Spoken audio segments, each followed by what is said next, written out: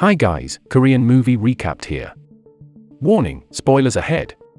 Today, I'm going to recap a Korean action crime film released in 2014, called The Con Artists.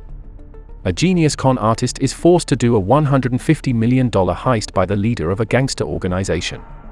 But things don't go as planned. Will he be able to finish the job? Let's find out together. The story starts with a man infiltrating an office building. He stealthily tries to crack a safe while the security is trying to figure out the reason for the blackout. They check the whole building and find that the safe in the CEO room has been cracked open. With his parkour skill and some James Bond shit, the infiltrator successfully runs away with an expensive artifact. That infiltrator's name is Lee, a skilled safecracker and con artist. He has a partner named Koo. After the heist, they check on the loot, but the fragile artifact is broken into pieces. Instead of repairing it, Lee decides to smash it and make a new fake one. This completely puzzled Koo. But the genius Lee seems to have a plan already. They visit a famous artifact authenticator and try to sell the artifact. Of course, the authenticator immediately realizes that it is fake. But the cunning Lee successfully persuade him anyway. Meanwhile, somewhere else in the city, an accountant of a wanted mob organization leader is being chased. Before he can get to the police, the mob leader's henchmen intercept him. The leader's name is Chairman Joe, a ruthless gangster that is wanted by the police. The accountant wanted to sell him to the police, so Chairman Joe silences him by cementing him in the ground. After being done with the last heist, Lee now tries to make counterfeit bills. The ink tone, viscosity, concentration, and durability are right, but alcohol will easily wear it off.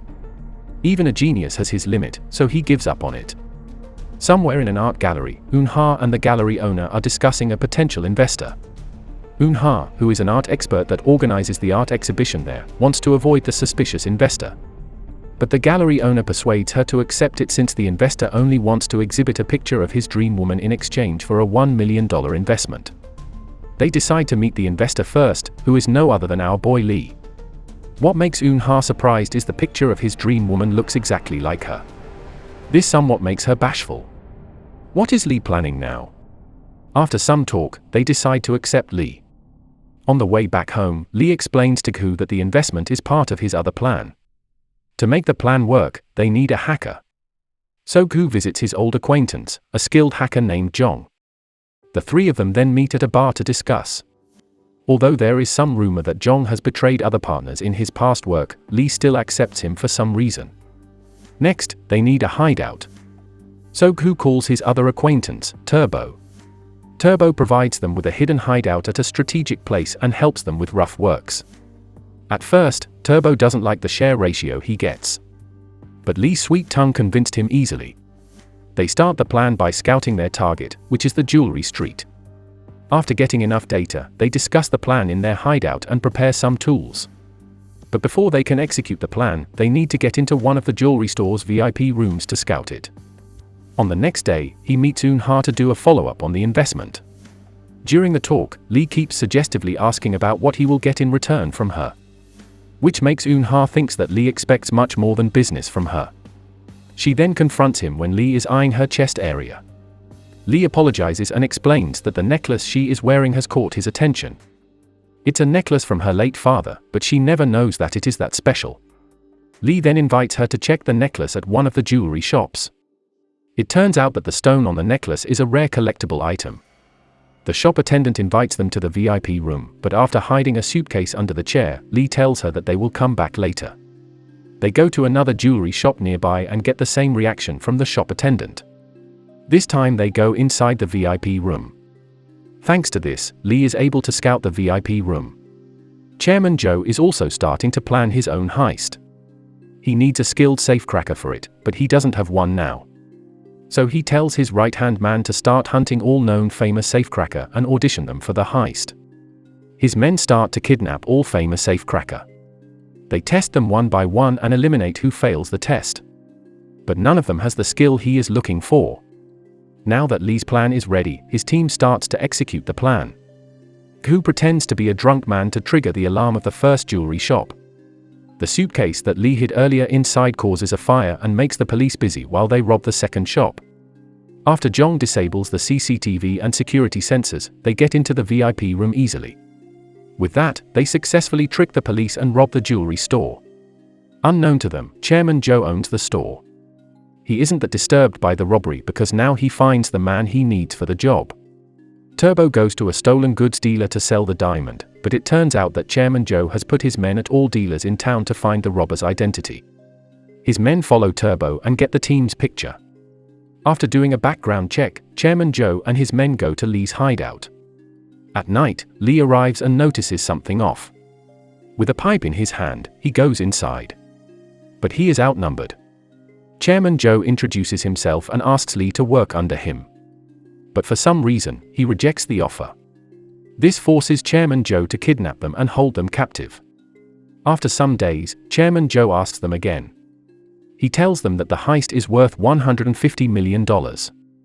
He also threatened them by showing pictures of Koo's sister, Jong's father, and Eun Ha, who they thought to be Lee's girlfriend. If they accept, he will forget about the diamond they robbed and give them a 5% commission each. After considering for a while, Lee accepts the offer. Because Lee was in captivity, he missed a lot of calls from Eun Ha. Meanwhile, the police start to get some lead for the robbery case. They find Lee holding the suitcase that caused the fire on CCTV footage. On the following day, they start to discuss Chairman Joe's heist. Their target is Incheon Customs, the first entry point in Korea for all imports and exports.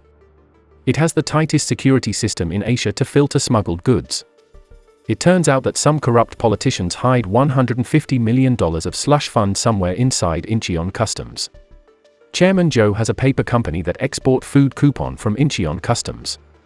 Since it's impossible to take 3 tons worth of money outside the customs in such a short time, they plan to get the money and hide it by swapping it with the food coupon. The team starts to prepare for the heist. Suddenly, Chairman Joe calls Jong and gives him a bag of money. He knows Jong's backstabbing nature after he finds Lee and Koo's robbery footage on his phone. He tells him to monitor Lee and Koo behind their back for him. Meanwhile, Lee is drinking soju alone on the rooftop. He remembers when he and his late mentor drink together. His mentor is a legendary con artist named Mr. O.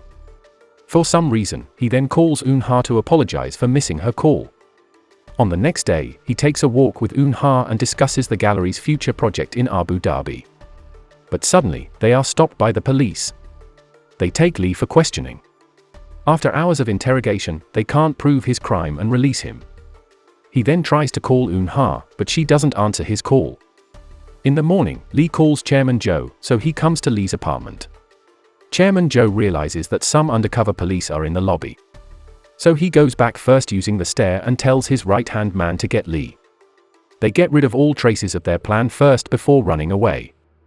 After knowing that the wanted Chairman Joe is visiting Lee, the police burst open his door. But they find nothing inside until one of them finds a secret room full of the heist plan. Why does Lee leave those pieces of evidence behind? One day before the heist, Jong and Koo go to the port in disguise to set up a distraction bomb and the hacking device.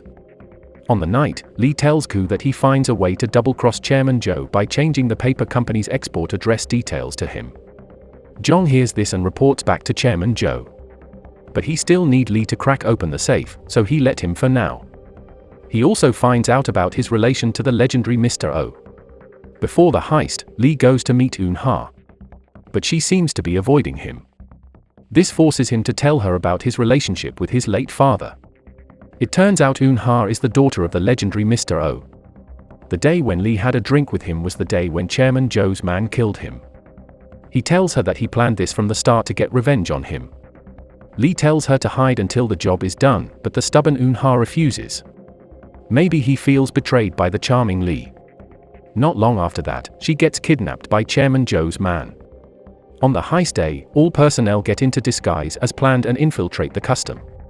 Chairman Joe triggers the distraction bomb remotely while Jong hacks their system, which forces them to do a manual reset.